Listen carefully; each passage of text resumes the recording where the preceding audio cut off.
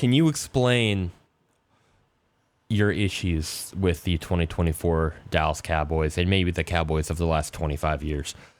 That's where we're getting into. Because as someone born in 2000, there's only been a couple of Cowboys seasons I have been able to enjoy.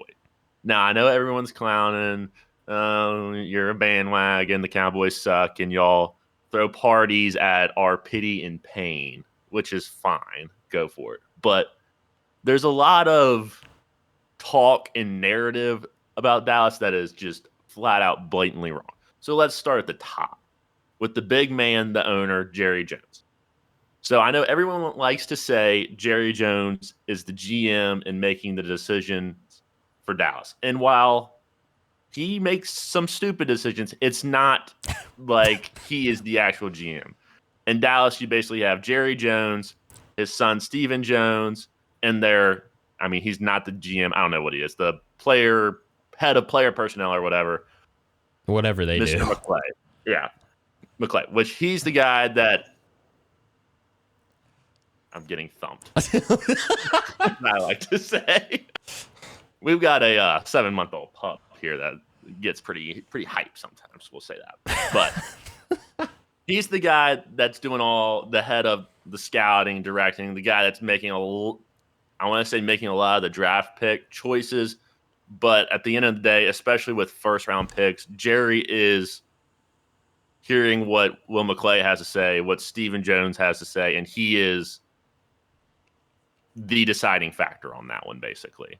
So, obviously, that's not an ideal setup for an NFL management, right? You go to anywhere else, right, and the GM, if he has a couple bad seasons, his ass is out of town, the head coach is gone, there is pressure for the team to spend money and produce in a rather quick manner that just isn't there for Dallas.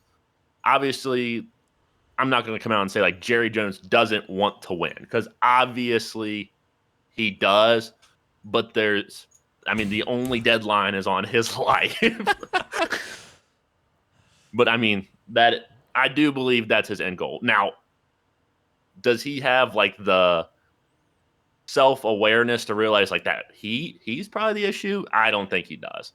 And that's a whole Dallas Cowboys philosophical problem, right? So the whole talk this offseason has been Dallas neglecting free agency, which is nothing new by any means. Literally signed not a soul, not one person.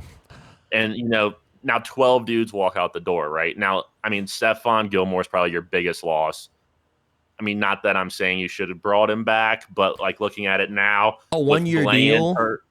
Like this thing with Bland hurt, Diggs coming back from injury. Diggs coming back, it makes sense. The other players are guys that maybe are good depth pieces, but individually themselves are not massive losses, right? But when you do nothing else in free agency, there is nothing coming in the door, right?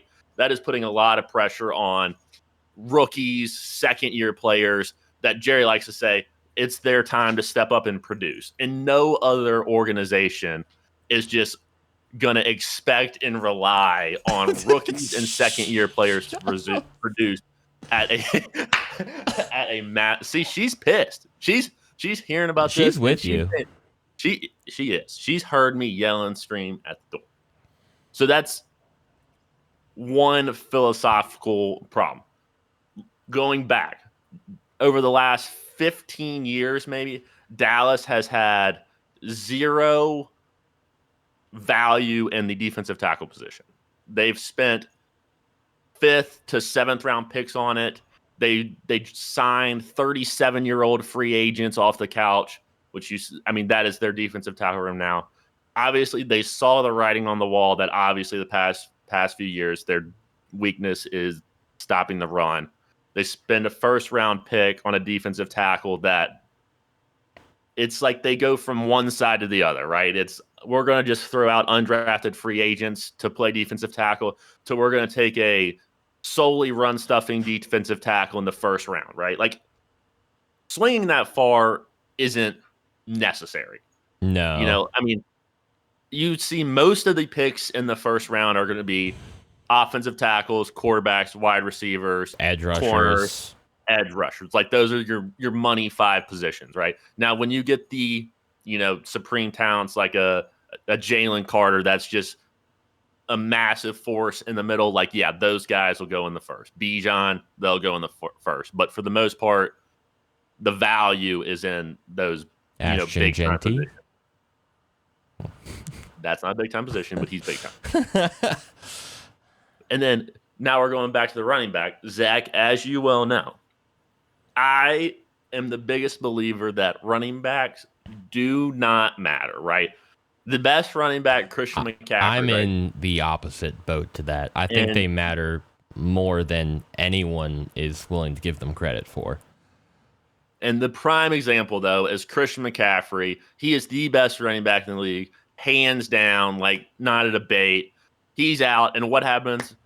Jordan Mason, I don't know if he was drafted or not, but I mean, the Niners do it every other year. Some practice squad player comes up, runs for $120, Mason. 2 touchdowns. I mean, and obviously, I'd love to have Christian McCaffrey, but you can get a guy that does 80% of what he does for 75 cents a game, and you can be competent. The one caveat, obviously, is you have to have some sort of offensive scheme that puts these running backs in positions to be able to make plays. Clint Kubiak. And that's the prime example, right? The Saints just torched Dallas on a lot of outside runs because Dallas can't stop the run. I mean, Dallas has defensive tackles that are getting pushed 10 yards back, getting buried in the ground, and Kamara is 15 yards down the field, running Scott ass free. He's not even tackled if it's 2-hand touch. So, I mean, and obviously that's the whole Shanahan tree. And this is an area that like Jerry Jones will never do. He is going to hire the old guy, because whether it's for whatever reason, I believe it's so he can sell. He thinks it's easy to sell to the fan base. Mike McCarthy won a Super Bowl. We can do it now because we have him.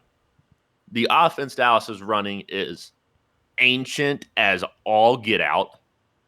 It is West Coast, but West Coast from back in the day. There's minimal motion. 2010 West Coast.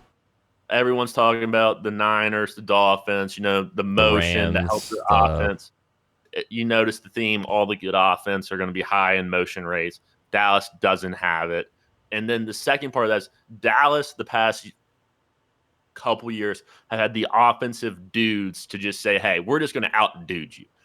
We don't need a scheme that's going to put our players in, advantageous situations. We've got CeeDee Lamb. We've got all these guys that will just go make plays. And that's great until you run up to a team that has just as good dudes and has actual schemes to help them, which is my belief why they cannot get over the hump against good teams, because you can't stop the run. There's zero schematic advantage, especially in these playoff games when you're going against the geniuses of the NFL.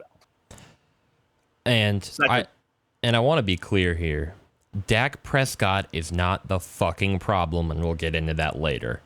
Yes. When your defense gives up 40 points a game, give me a quarterback that has a winning record when that happens.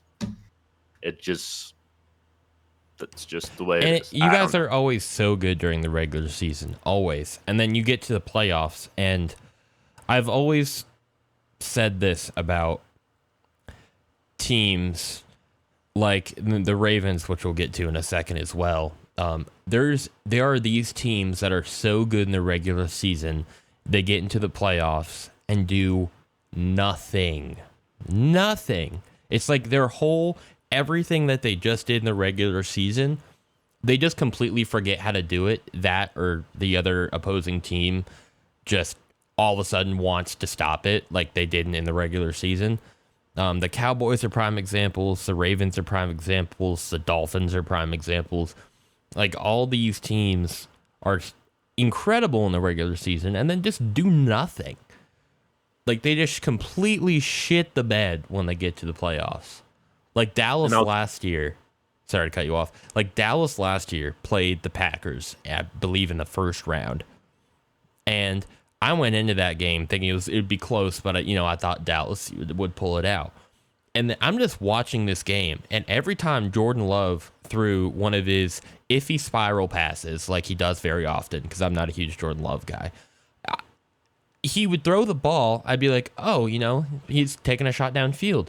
The dude catches it. There's not a Cowboy within the line of sight within like 20 yards. not in He's the just camera. wide open. Like, dude was frolicking through a prairie. Not one danger in sight. And I don't understand how that happened. It happened multiple times. Every Packers receiver is just wide open. I don't. These teams get to the playoffs and just shit the bed. I don't understand how you're so good in the regular season. You get to the playoffs and then you just fall flat on your face. And Dallas is like the extreme of the extreme. But I will say, like, every year, like these teams that fall flat, there are signs throughout the year that these teams are not a complete football team. Like when you think about like the Chiefs can come out and beat you 40-37, or they can kick your ass in a mud fight 13-10. Yeah. Like they're so good. They can play it both ways. They can sling the ball around the yard, or they can run it. They can stop the pass, stop the run. The teams like the Dolphins and Dallas, Dallas can only, last year their formula for winning was we're going to get up early, and then Micah is going to be coming off the edge, and we're going to get the pass rush going, and that's how these leads build, and that's why they're winning by massive margins. But if you get Dallas last year specifically in, a gut fight like that, that team personnel wise and schematically isn't built to play that game. Same with the Dolphins, right? Like they have their, the Bills are the prime example. They come out, it's cold. Buffalo just commits to grounding and pounding all day. And Miami, well, as good as A-Chain is, they, from a just physicality standpoint, they're not matching those teams. Especially now without a potential quarterback, like they're kind of fucked. And I don't even know if they make the playoffs now. They probably will. Well, actually, I don't know. I take that back because the Jets look pretty good, and the Bills are the Bills, and we're terrible. They're 1-1, and their next 4 games are at Seattle, Tennessee, at New England, and at Indianapolis, which are 3 hard defenses, and then the Colts defense, which is you have to catch them. It's like a 50-50 shot, whether they play lockdown or they play just awful. Yeah, and then 3 of those 4 are on the road. Then you're talking about, and then if Tua comes back, you get the Cardinals, who are playing good football. You get to go to Buffalo. You go to LA to play the Rams. Yeah. The Rams, by that point, will have Puka back. They'll have Cooper Kupp back. Maybe one of their 18-0 linemen that are hurt. Maybe 2 or 3 of them come back.